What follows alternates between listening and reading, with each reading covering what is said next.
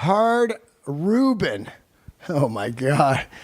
Hey, well, hello, headbangers and onlookers, and welcome to Hard Reuben's Force-Fed Cafe, episode number 5. Thank you for joining me here today. I'm pretty excited about this episode's guest, which I will tell you about right now.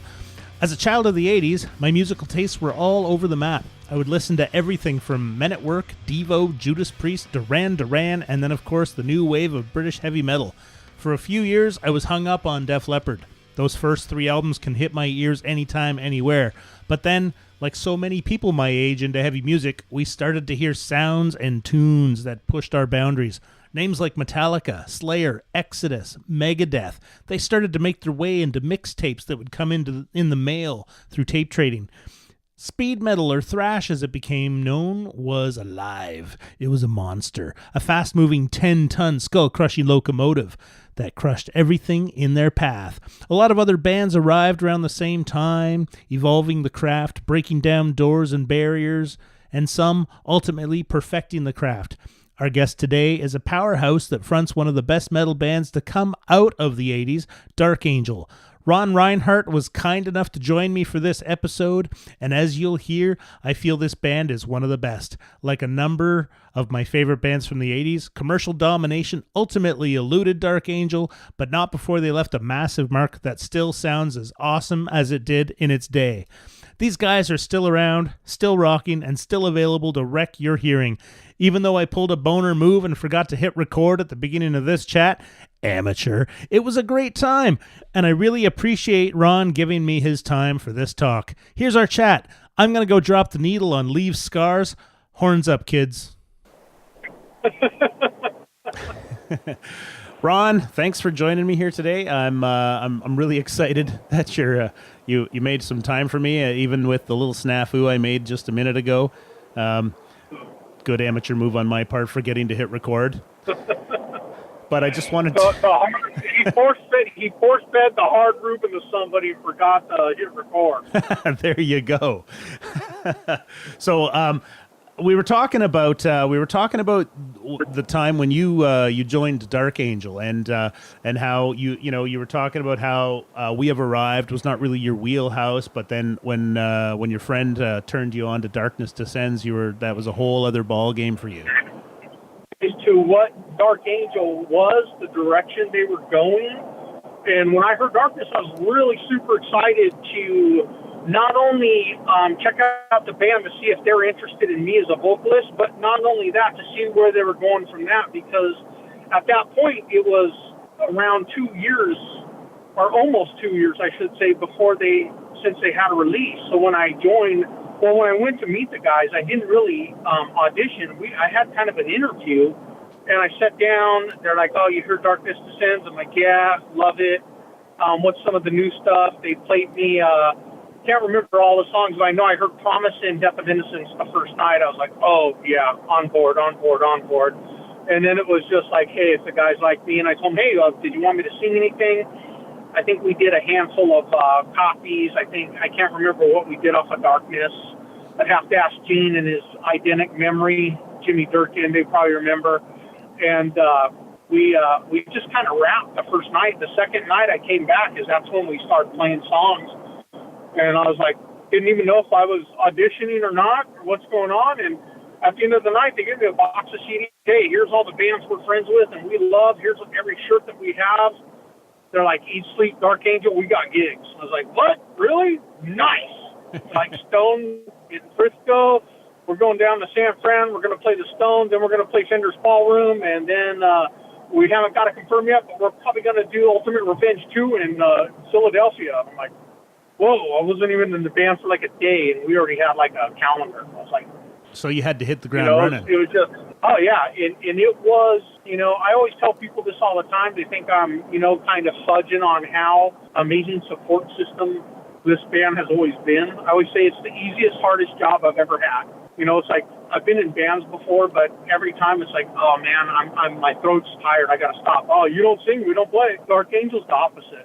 They always are like, hey, how you feel? You're good to go? It's like, yeah, man. They're like, we've been rehearsing for a couple hours. Why don't you just go sit down? We'll work on riffs. We'll tighten up this part. We'll cinch this up. Go go chill. They always have been the band that always is like, we know you're going to get psycho when we play, so just, go chill out now. We've rehearsed a ton. We'll pick it back up tomorrow. They always are like, hey, that divider looks pretty far from the stage. Please don't dive. I'm like, I can probably clear it. They're like, yeah, you're not a young man anymore. You're probably going to clear that. That looks like 5 feet. I'm like, if I get a running start, where's Gene's drums going to be? And they're just always been, not a band. They've always been like my family. They've always looked out for my well-being when everybody who knows me personally knows that that's probably the last thing I look out for myself. And so it's just, always been just super killer. And I think that's why when I got in right at the Leave Scars point, we had just a lot of success for that, because it was 2 years that they just kind of sat on the shelf after such a popular hit like Darkness Descends. And we were kind of all in our prime at that point. We're all young, hungry kids. We're all in our, I think Gene was 19 or 20. I was 22, maybe. We are all started at just that young age of just ready to just take the world over. So when we did that Leave Scars tour, that's how we kind of hit the road. We hit the road and just got in, I think, every bit of trouble we could get into. Excellent. Had you been in any, so when you joined Dark Angel, had you been in any bands previous to that, like just some local bands and things like that? Yeah, local bands. We did nothing big. They asked me, I think the first question that kind of made me know I might be a little bit out of my element was, they're like, how many days in a row have you sang? And I'm like, I don't know, probably like, 8 or 9, getting ready for a club show. And I'm like, why? And they're like, oh, we're doing a 3.5 month tour, and we got like 6 or 7 days off. And I'm like, ooh. And they're like, yeah, you need a coach. I'm like, yeah. And they're like, you need to get on some cardio. And I'm like, oh, yeah. I was like, whoa, okay, yeah. Because we had just finished recording Leave Scars, and we're all, this was my first time in a band at that level. And it's a learning experience. Just like, how do you train for this? You got to go out and train. Because my training was, honestly, at that point, I think tequila, beer, and some other bad elements that you trash yourself with. And at that point, I was like, I really need to look at what I need to do instead of taking shots and powering down beers all night. I was just thinking, it's interesting that you talk about it. It's surprising, actually, that when you joined the band, they were like, you need to get some training, because I remember, back around that time, 87, 88, it's just like everybody was just belting it out, and nobody was worried about their voice at that point. Well, like I said, we had such a killer, it was like a killer vibe. It's like the first time I met those guys, I went down to Anaheim. I think the place was DC Sparks.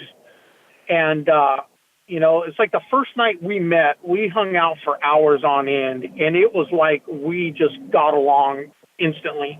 The first night we got along, we get along like that now. Here it is, over 30 years later, and we, I was telling somebody a couple of weeks ago, they were like, yeah, I just watched some videos on YouTube of the California Death Fest, and they're like, just the way you guys look on stage, how you guys look like you have this just camaraderie. And I go, and it's just all, none of it is, it's all organic. We just have this just vibe. We just always have. Gene's dad said in Sweden, he went to Sweden Rock with us.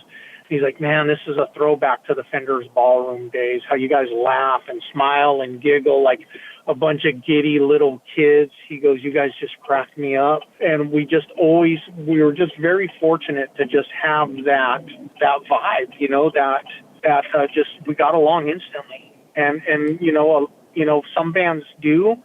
And, some of my friends that are in bands say, we argue and we fight, but we make good music. It's like you can be in a marriage that argues and fights that has great sex, but every time you're miserable. Being in a band to where, you look forward to seeing them, or you miss them when you're not around, or, you text on birthdays and holidays and say, hey, I love you, miss you, bro, I can't wait to see you again. To me, it makes all the difference in the world when you play live together. You just have that vibe. It's like, I can't wait. There's times where I just get so antsy, I can't wait to just get on stage and play. And like you said at the beginning, Dark Angels never made millions of dollars. We've never done it for to be filthy rich and have mansions and cars. We've always done it because we just really love that raw, angry aggression that music just has. Yeah, so let's talk about that a little bit. I want to ask you a little bit about what you do. I mean, like we were talking before I realized my snafu that I mean everybody knows who Dark Angel is. Everybody's got an album in their collection. If you're a metalhead and you don't have a Dark Angel album in your collection, you've probably missed the boat somewhere. You know, thank you, man. That's awesome. It's one of those. The one in my collection is actually Leave Scars. I was late to the parade, and that was my introduction to Dark Angel. But I'll be honest with you, it was the first one I heard, and I'm like, yep, I've got that still kicking around on cassette actually. But I want to talk a little bit about that. So you join, you do Leave Scars, you hit the road, you're going crazy. Your bandmates are worried about, before you even start, they're like showing concern for your ability to sort of sing for months on end. So they're talking to you about coaching and things like that. So did you do some vocal stuff? Did you take some lessons and get yourself a coach? Yeah, what I did is I went to a lady called Lane Hansen. She did scream power. She didn't do anything to change my voice. She just taught me how to scream and yell and all that correctly. Because you're going to go out on tour and abuse yourself. And you can probably, I'm not going to call anybody out, but you can probably pick the singers that have long, lustrous careers that still sing amazing, that probably are pretty much singing really, really good and correctly, have taken, that probably even abuse themselves on occasion, but know how to sing correctly. And that's what it kind of boils down to. She just like, hey, set up your body and hit the notes right, and she's not saying, be in key all the time, because, it's a live performance, you're stage diving, you hit stuff, you're going to crack here and there, you're going to have some off moments, but she's saying, make sure your technique is on, always protect your throat, always protect your diaphragm, your throat, be strong, and so those things, and, so back before we went on Leave Scars, I did scream technique for about 2 months, just to make sure I had all that down, because I wanted to be confident that every show I could just go out there, give my all. I was a 22-year-old kid who never did more than maybe played a couple of weekends in Hollywood in a row, and rehearsed for those. And it was invaluable training. It's just invaluable. Even before when we did this resurgence in 2013, we start talking about, reforming again. I got a vocal coach here in Puyallup, Sammy C, from a band called Blue Hillocks. Really good band. They're not a heavy metal band, really good rock and roll band. He's a really good singing coach. I said, hey, he looks at videos and he's like, what do you want me for? I've been singing in 10 years. I wanted to know if anything has changed or, I just want to make sure my vocal technique's down. He's like, awesome. And we just tightened some things up just to make sure, I can scream for hours on end and never be hoarse, never lose. I've never once lost my voice. I've sang with the flu. I've sang with migraines. I've sang after throwing up profusely with the flu. You get sick on tour. You can't tell the sold out show, oh, I'm sorry, I don't feel well. You got to go out there and you got to blast. You got to run around. You got to blast. I don't care how many times you threw up.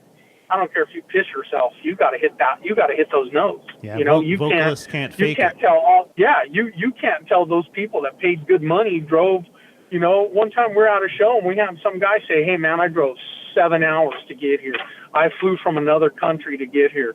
You can't look at that guy and say, yeah, dude, I don't feel good. I'm just going to call it in today. It's like, no, get out there and bust your freaking butt, man. Hit it. And so that's kind of the philosophy that not just myself, but I think every member had. And that's the philosophy I'm going to have till the day I stop breathing. If I'm on stage, I have no problem that being my last breath out there. I'm gonna nail it the best that I can, or I'm gonna quit. at what point, because we were talking off, we'll call it off the air. Well, we were talking off the air about how, you know, all these bands in the 80s that people like me, I mean, I was buying up T-shirts and tickets and records and CDs and tapes, and I was, you know, these I say these guys, and I will include Dark Angel in that. You know, it was the Testaments and the Exoduses and, you know, Death Angel, Dark Angel, like that whole, you know, that West Coast thrash and East Coast thrash with Overkill and Anthrax. These guys were all, you're all rock stars to me, right? At that time, I remember just like thinking you guys had the life. And later on, I learned that while I was idolizing you guys for working your asses off and putting out awesome music, that, you know, when the tour was over, some of you were going back to your jobs and going back to your we'll call it your real life while you were on downtime recording new music. And when I started to realize that, I was like, what a bubble to burst, right? Like, oh my God. You know, here I was for years thinking that the 90s hit and all these bands just were like, we'll just take a break until it works for us again, and you're having no trouble. And I later find out it's like, oh crap, record deal's over, nobody's buying the records, goddamn grunge, I better go get a job. And you know, wow. So when did it happen for you? Like, when did you so you joined for Leave Scars? Did you go on tour and then go back to work, or were you actually okay for a little while because of the success of Leave Scars, or was it like you were good until the band called it a day? For me, it was kind of well, for us, it was a little bit different. I mean, once we got rolling and we just toured, you know, we toured for a while nonstop.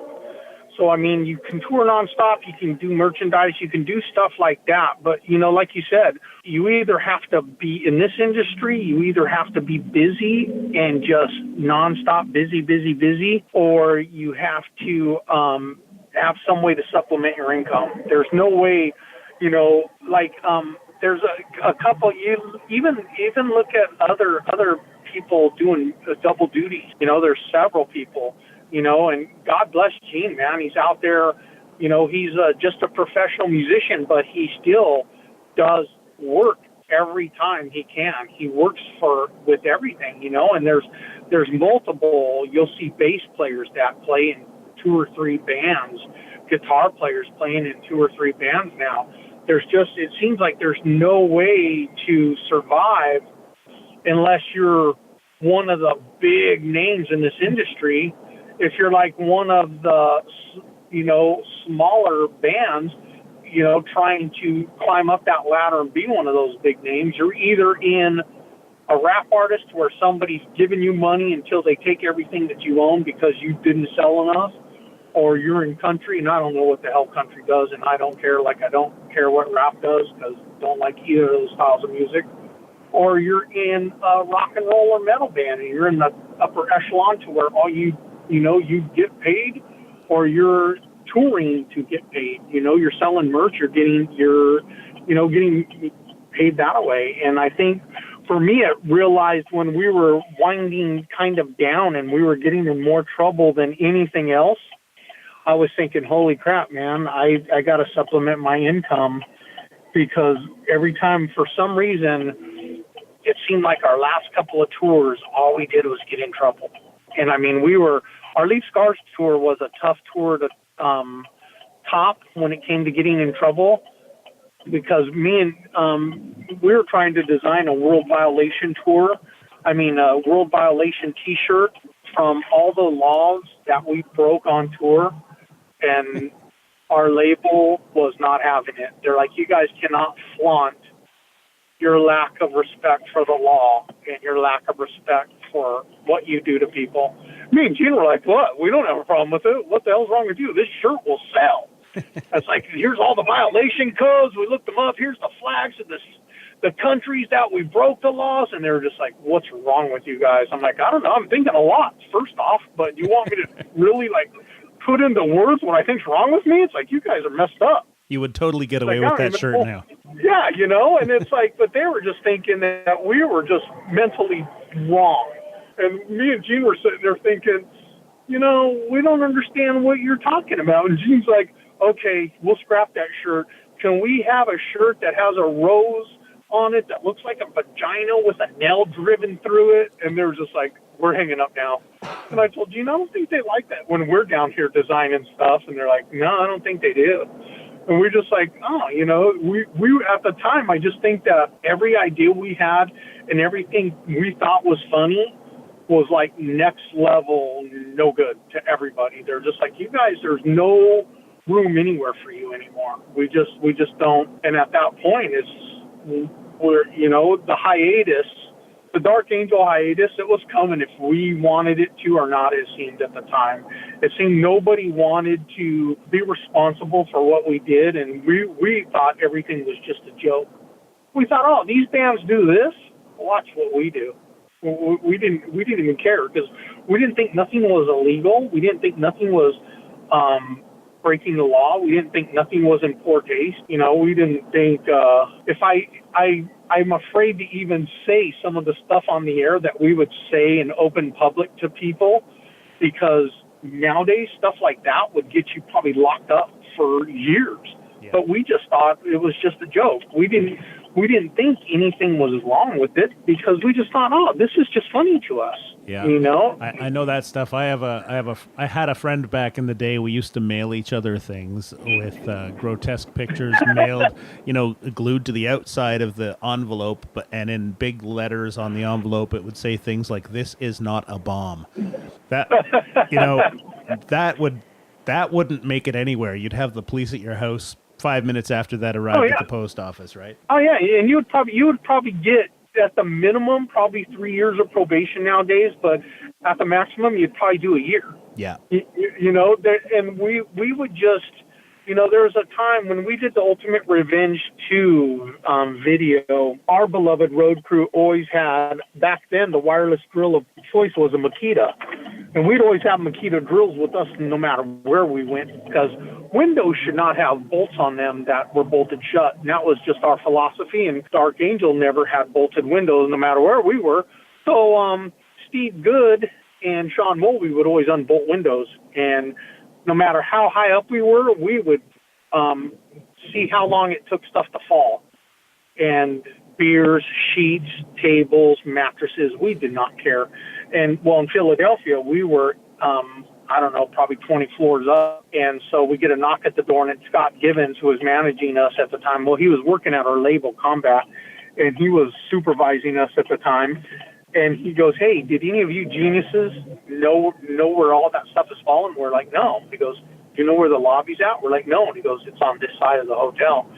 So we run down to the lobby. We don't even wait for the elevator. We run down all those flights of stairs, and we're all drunk as hell. We get out to the lobby, and there is just raining from the sky, pillowcases, pillows, blankets, all of these things. There's all kinds of broken furniture in there, and they're like, there's no place to stay. I guess there was like one of those people that wear those furry hat conventions there, Shriners or whatever the hell they're called, and there was Ultimate Revenge 2 filming that week and all kinds of craps. And they're like, we want them out. And Scott's like, how much so they could stay? And I'm like, hey, I need a new room. I don't have no beds in my room now. And he's like, you're stuck. Shut up. He goes, you don't get no towels. Everything that's out of your room, you don't get nothing in your room. I go, so am I going to shower before the show tomorrow? He goes, you're going to drip dry, or you're going to put your clothes on wet. I'm like, damn, they're pretty pissed. He's like, yeah, you guys are just done. And not long after that, you realized you paid for all of it anyway. Yeah, pretty much, yeah. And then when you start not getting paid like you think you should be, you're like, oh, yeah, we got to stop breaking stuff. We got to stop being dicks. Tequila and Jack Daniels and all that stuff makes those decisions of being good hard. So you went on hiatus, and so what did Ron Rinehart get up to after that? I got into I didn't think or didn't realize how big a part of music was in my life. When Dark Angel went on hiatus, I didn't really know what to do with myself, because music takes so much adrenaline out of your body, and it takes so much of, if you're an adrenaline junkie, you won't know if you're in a band. because that's something you just don't find out because you're in a band, and it releases so much of that out of you. So you don't really know how eccentric or crazy or any of those issues you have because you play music. So all of that magically disappears. So you don't really have no issues because you're in a band. Well, if you take that part out of your life, you become a stir crazy psycho person after that. So when all of that happened, I took up every extreme sport I could think of. I started downhill racing mountain bikes. I started jumping mountain bikes. I started playing ice hockey. I started cliff diving. I started everything crazy that I could do. Started free diving. We're still living in California at the time. So anything that I could do that somebody goes, oh, you could probably get seriously hurt doing that. I'm like, really? Where the hell do you sign up for that? Because I'm on that. I'm doing that this weekend. And everything that there was available, my poor wife, Judy, geez, she got dragged along to all this. And it was like, Dave, if you want to do it, we're going. And she's like, and she started just doing all this crazy crap because every time that I had a surge of energy, I had to just do something crazy. And so I just started doing all that. And then I started just collecting even more broken bones. I mean, I was in Dark Angel for a year, and I had broke both arms my first year in Dark Angel on different occasions. One's I wrecked a motorcycle. The other one, I freaking wrecked something else. And I just, after Dark Angel, I started just breaking stuff. It seemed like every other week I was either getting stitched up or getting a cast or getting something done. Are you a motorcycle guy? I can ride any kind of motorcycle, and I have one right now. And my next goal for motorcycles is I want to get a Harley. I've ridden several Harleys in my life. I actually was going to have one when we were on tour with Nuclear Assault in Europe, but some plans got squashed on that. Michael Gonzalez, a.k.a. Gons, had to go to jail in Europe, not prison, and locked up in Nuremberg. So we kind of squashed those plans with the Harley, and we decided, a very good friend of mine, Eddie Ortiz, who went to heaven last month, Dell was kind enough to buy our bass player back. And but that's my next goal, is to get a Harley. Well, I'm sorry to hear about your loss. But yeah, thanks, bro. He is the guy, the very famous story of Michael Gonzalez getting bailed out of prison when Dan Lofer played bass for us in about a year. Yeah. Ed Ortiz is the guy we dedicated the Live Scars album to. That actually just led me to another question that I had earlier that I didn't ask. And we'll ask that question right after this. Hey gang, you feeling sluggish, trying to find some energy for the gym, or wishing you could shed a few pounds and are struggling to find just the thing to help you? Then check out High on Life Superfoods. High on Life is the leading provider of hemp-based, nutrient-rich supplements intended to instill optimal health to those who wish to perform at the next level. Listen, I'm not just talking here. I use High on Life products myself. LIT is an amazing hemp-based, vegan, raw food blend that helps reset your body's nutrient balance and kickstarts your metabolism to get you going through the day. Use it as a shake, in a smoothie, or try my favorite. Mix it up with some cold coconut milk and cocoa, and voila, LIT ice cream. Do your body a favor, everyone. Go to highonlifesuperfoods.com and enter the code ForceFed10 on checkout to receive 10% off your order. But don't just listen to me. High on Life is used by some of your favorite bands: Suffocation, Trivium, Dark Angel, Testament, Body Count, and many more. These guys know what it means to need to keep up their metal pace. Try it and you will see the difference. I have. highonlifesuperfoods.com. Get it. When the first incarnation of Dark Angel up until 91, 92, what was your biggest market? The first time around, our biggest market? Yeah. Ooh, that was a tough one. Because, when we went out on tour with Lee Scars, we did really good. We did really well in the States. And then when we went to Europe, we went with Nuclear Assault. It was really good. I mean, and it wasn't like right now, the market's kind of split. You go to Europe and South America, and it's just crazy over there. And you go to America now, and it's like the market, it depends on what city or state you're in on how the market is. Like, I'll give you a good example. I seen Slayer, I went to Slayer and Testament and Anthrax, big show. It was here on a weekend. Well, Testament came here one time, and that Testament package was with Sepultura and Prong, because Hogue always called me, hey, bro, I'm going to be in your town. I'd like to visit you and Judy. I'm like, awesome, brother, when you coming in? And so I'm looking at all of the places they're playing in some cities, Friday, Saturday. They come to Washington, Tuesday at a club. And I'm like, damn, are you freaking kidding me? So it's like the market's kind of weird. But back then in like the 80s and 90s, it was almost equal back then. It's like the States had this big just speed metal buzz going on. And then about 91, 92, it started fading off, and Europe started pushing the market, And then about kind of, you could just watch it kind of unfold that it was going to, like there was a kind of a new market opened up here. And it's weird because, I don't know how all these trends go in America, and I always think it's like labels try to be like, oh, let's find a new thing and push it with money.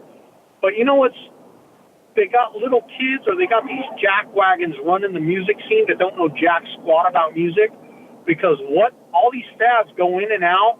Oh, let's make $1 million for freaking 3-4 months, and what stays consistent? Metal. Yeah. Metal. People could talk crap all they want, but I watched the Motley Crue Dirt movie from the freaking 80s. They had all this crap music in the 80s, and then freaking the metal scene came on. And from then on, they've pushed every kind of crappy scene ever. And what comes back? Metal. Is always the one true music that keeps going.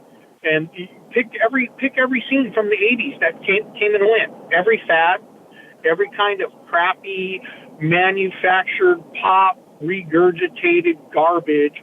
But the classic rock, the heavy metal, that stuff where people actually know how to play instruments, that stuff's never going to die.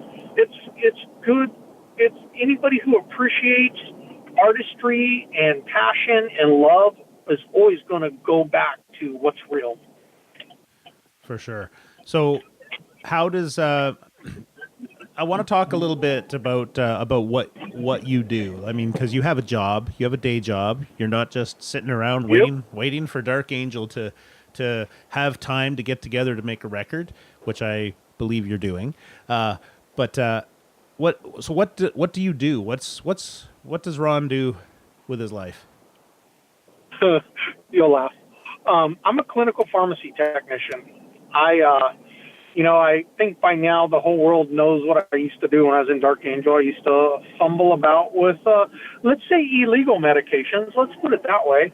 So I stuck with what I know.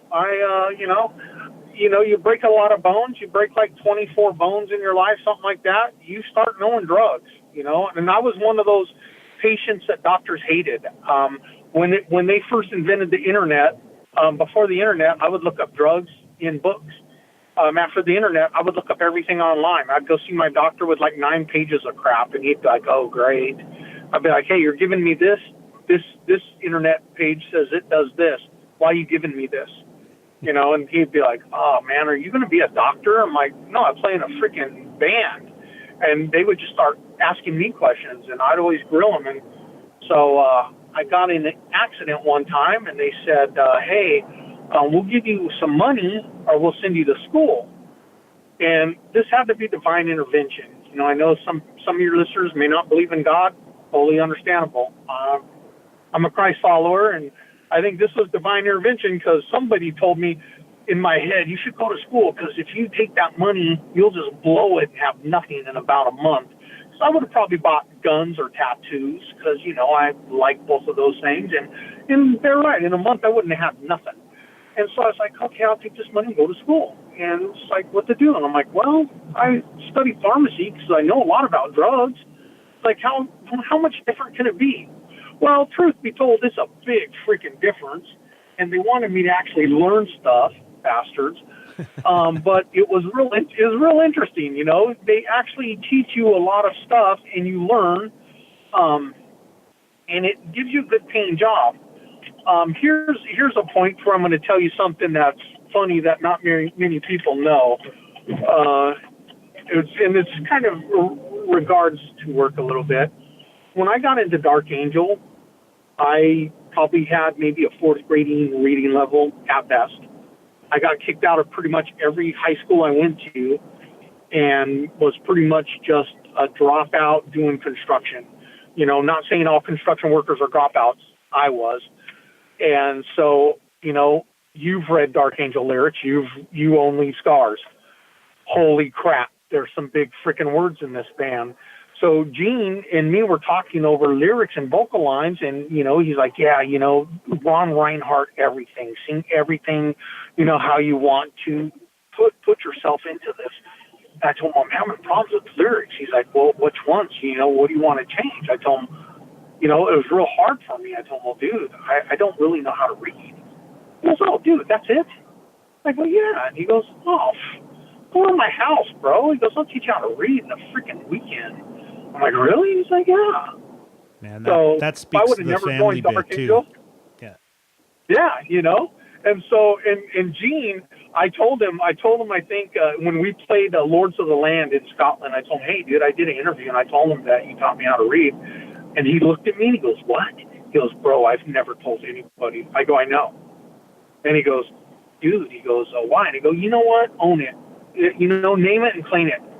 Own it, dude. I go, dude, that was very cool. I told him, Gene, I would never have the job that I have without you. I told him I would have never had the education that I have without you. I go, and that was just a cool bro move. I go, not a lot of people know. Gene graduated, I think, with either highest honors or high honors. I want to say highest honors because that guy's like one of the smartest people I know. And I work with a lot of doctors and pharmacists. That guy can go toe-to-toe with a lot of people. And the fact that he never told a soul, and I never told him, hey, keep this a secret, promise. I never said none of that because I'm the kind of person that don't give a crap what anybody thinks about me. Screw them. They don't like me? Fine. I'm a Christian. I sing in Dark Angel. People hate me.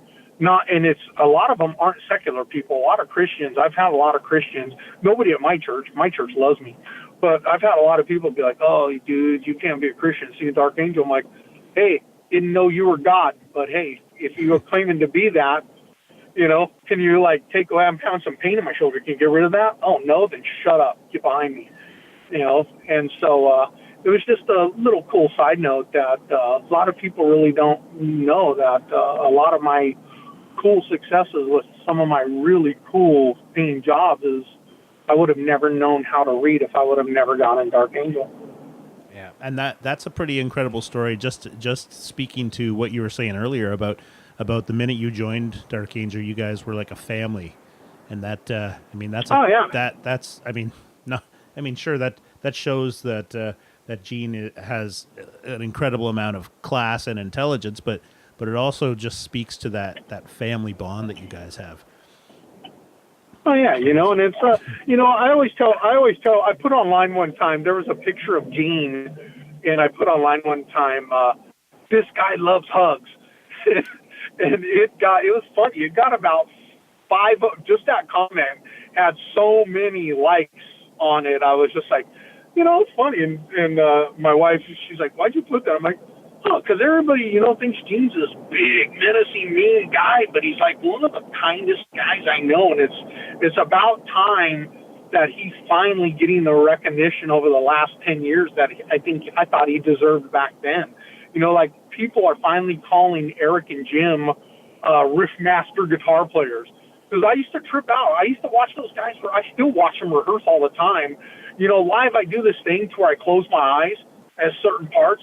Because if I don't, Gene will be the biggest penis about it. He'll do it. If I watch him, he'll do this crazy drum fill.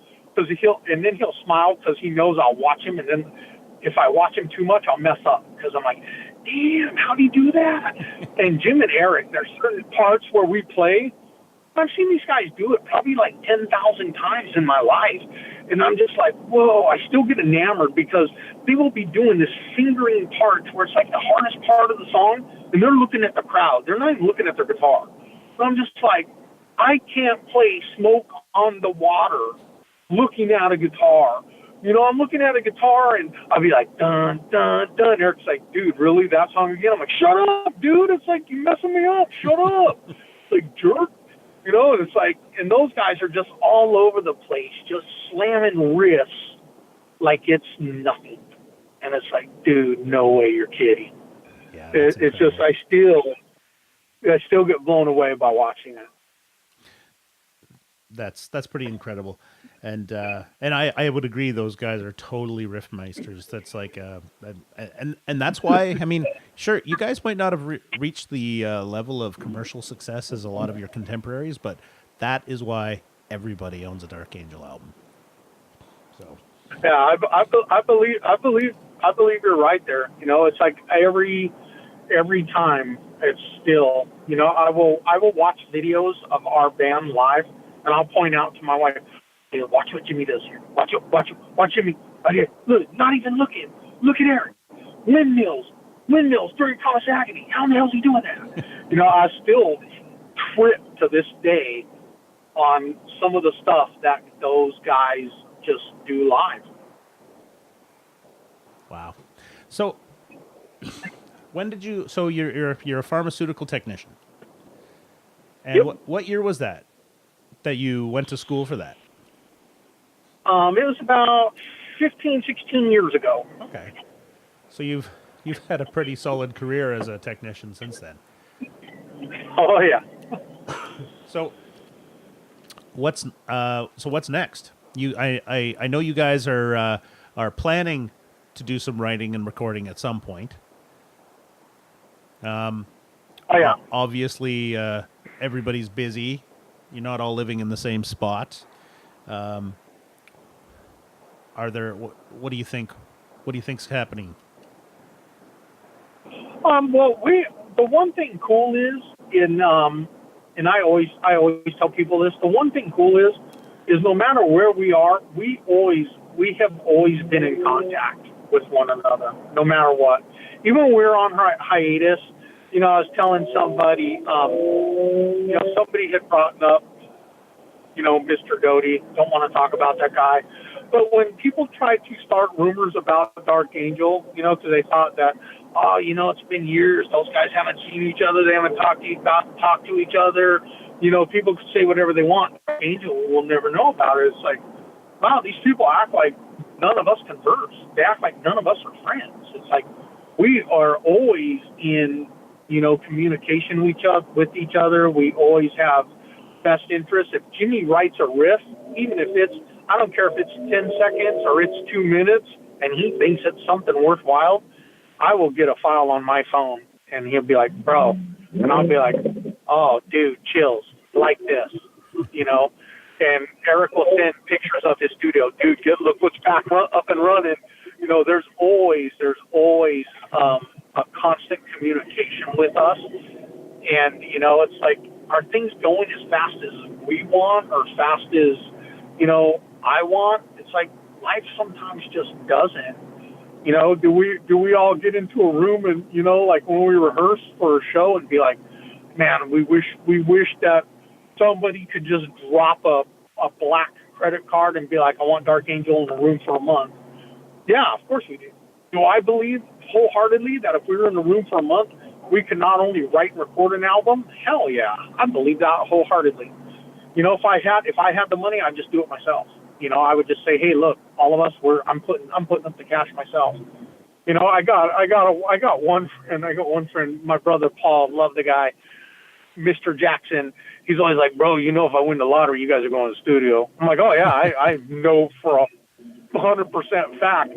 Me and my brother would be freaking driving to Cali, and we'd be just like doing it, boom. Because he's a huge Dark Angel fan, and he's my brother, and he just, he's just that guy. But sometimes life doesn't do what we want it to, and it's just one of those sad unfortunates.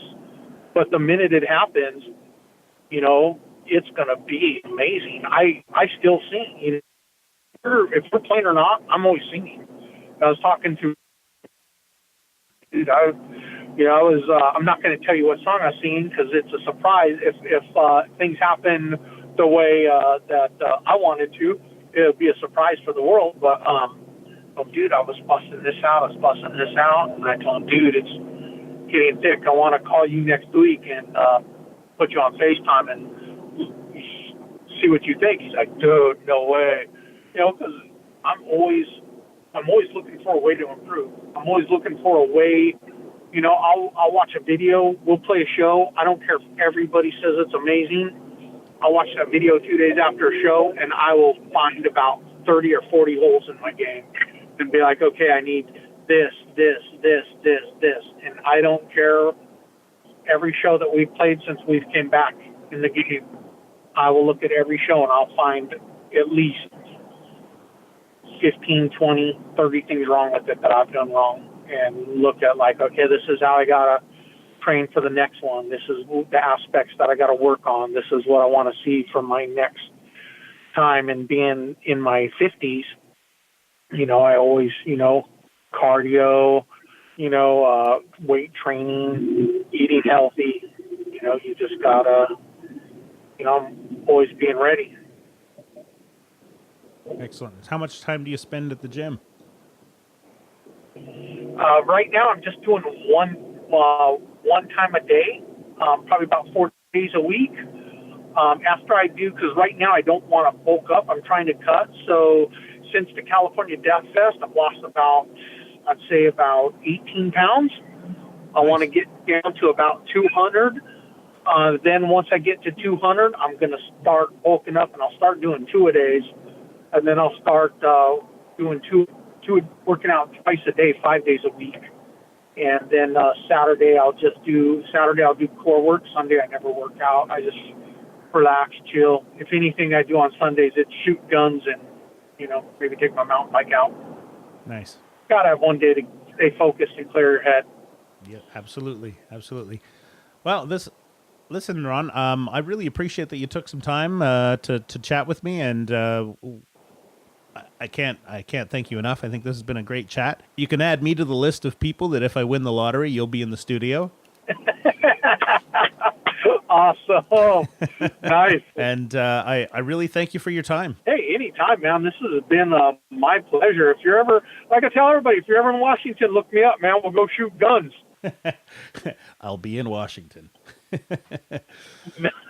Nice. Hey, I'm serious, man. Ask Rob Showcross. He came out here one day. We took him out shooting, and he is now a firm lover of the firearms. Yeah. I could tell. I could have told you that would have been the case. yeah. I think I saw some pictures of him on Instagram with you doing that, and he had a shit-eating grin that nobody's gonna wipe off. Oh no, he pulled the trigger once. And he looked at me, and oh my word, I wish I had my camera out for the first shot because, like you said, if he would have died, it would have took the corner 8 hours just to get the smile off of his face. Well, I owe him a lot for hooking you up with me. That I super appreciate that of him as well. So this has been a great chat, and I really appreciate you jumping on board early in my. Hey, anytime, man, anytime, and. When you get a season or a few shows down, feel free to call me back, brother, anytime. Awesome. Thanks for your time. Well, that was pretty awesome. Thanks everyone for tuning in to my chat with Ron Rinehart from Thrash Legends Dark Angel. I had a lot of fun having that chat. Screwed up a little bit at the beginning, but it was awesome nonetheless. So check us out. Subscribe to the podcast wherever you find your podcast, iTunes, Stitcher. We're on YouTube. We are on Google Play. We're everywhere. ForceFedCafe.com. Thanks again, everyone. Horns up.